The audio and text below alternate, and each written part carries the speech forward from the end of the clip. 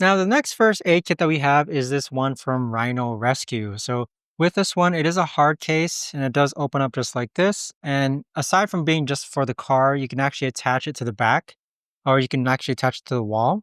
But you can kind of see or get a good content list of what's included in this first aid kit. So, I thought this little list here, again, for someone who's not so versed with first aid knowledge, this is actually pretty useful knowing what's inside this bag, and if you know what you need, you can easily access it. So with this first aid kit, it actually opens up like this and it acts as a shelving unit.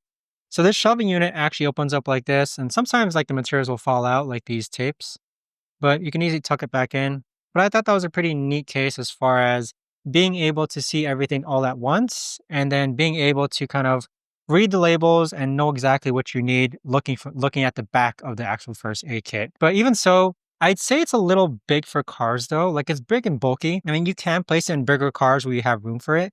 And if you need it, you just grab it with the handle like this. And overall, I'd say it's still a pretty decent first aid kit. Let's go ahead and move on to the next one.